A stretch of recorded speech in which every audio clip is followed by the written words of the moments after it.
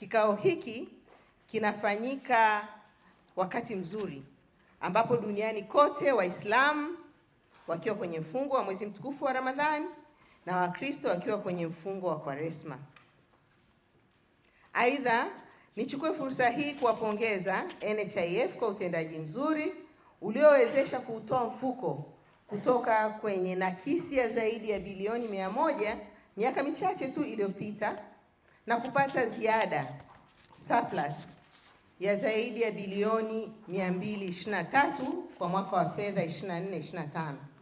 Naamini pamoja na hatua mbalimbali zilizochukuliwa na management, ushirikiano mzuri kati ya management na watumishi, hasa chama cha wafanyakazi, ni chachu kubwa ya mafanikio haya.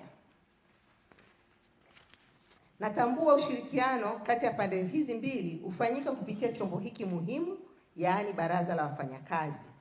Hongereni sana baraza, hongereni sana management na chama cha wafanyakazi kuwepo kwa baraza hili ambalo naambiwa ni miongoni mwa mabaraza bora kwa taasisi za hapa nchini. Baraza la Wafanyakazi ni kikao kinachounganisha management na watumishi, ambao wajumbe wa baraza kwa upande wa watumishi huingia kwa wakilishi. Naamini mnawawakilisha vema watumishi wenzenu. Mafanikio yanayopatikana yanaonyesha ushirikiano wa pande zote mbili, nami nawapongeza sana. Makofi kwa mgeni rasmi. Ndugu washiriki, natambua dhamana kubwa iliyopo mbele yenu katika kutekeleza bima ya afya kwa wote. Kwa upande wetu wizara, tutaendelea kuhakikisha masuala yote muhimu ya kisera yanafanywa kazi na kuhakikisha maono ya Mheshimiwa Rais wa Jamhuri ya Muungano wa Tanzania Dr. Samia Suluhu Hassan yanahakikishia Watanzania kupata bima ya afya. Kwa kuwa ninyi NHIF ndio mkono wetu katika utekelezaji wa jambo hili, mna dhamana kubwa. Wanafalsafa wanasema ndoto yenye kuleta mafanikio ni ile inayokutisha hata wewe unayoiota. Kwa hiyo anasema ndoto yenye kuleta mafanikio ni ile inayokutisha hata wewe unayoiota. Bima ya afya kwa wote ni maono makubwa ya Mheshimiwa Rais. Hivyo dhamana hii kubwa tulioanza kutekeleza ni hatua ya kutafsiri ndoto kubwa ya Mheshimiwa Rais. Nimeona niseme hili ili kila mmoja hapa akitoka afahamu kuwa anatekeleza jambo kubwa ambalo litabaki katika historia. Ndugu washiriki, natambua awamu ya kwanza ya usajili wa kazi zisizo na uwezo unaendelea kupitia jeshi hili.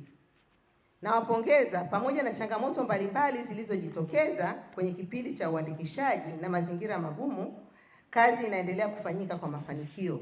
Hatua hii inatupa mwanga kwamba bima ya afya kwa wote inawezekana. Hongereni sana, endeleeni na niwatakie muendelee na kazi hii kwa nguvu na maarifa zaidi ili matunda yanayotarajiwa yapatikane. Ndugu washiriki, nimearifiwa kuwa kwenye kikao hiki mtajadili mpango kazi wa mwaka ujao, yaani mwaka wa fedha 2026-27. Niwaombeni mkijadili mpango huo mujadili kwa makini, maana utakuwa ni mwaka muhimu sana kwenye utekelezaji wa sheria ya bima ya afya kwa wote.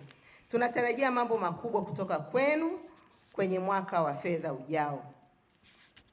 Kwa upande wa wizara, nitaendelea kutoa ushirikiano. Msisite kuwasiliana na ofisi yangu pale mtakapohitaji ushauri, maelekezo, mwongozo na msaada wowote.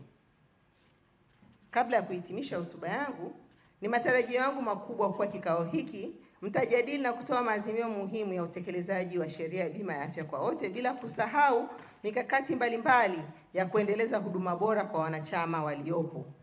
Pamoja na kuweka nguvu kubwa kwenye usajili wa kaya zisizo na uwezo, ni vyema kuhakikisha huduma kwenye vituo vya afya inakuwa bora na endelevu, watumishi wetu wanatumia lugha ya staha na malipo yanafanyika kwa wakati. Naendelea kusisitiza swala la uadilifu na huduma bora kwa kutekeleza majukumu yetu ya kila siku. Mfuko kwa sasa unaimarika, haitakuwa na maana turudi kule tulipotoka.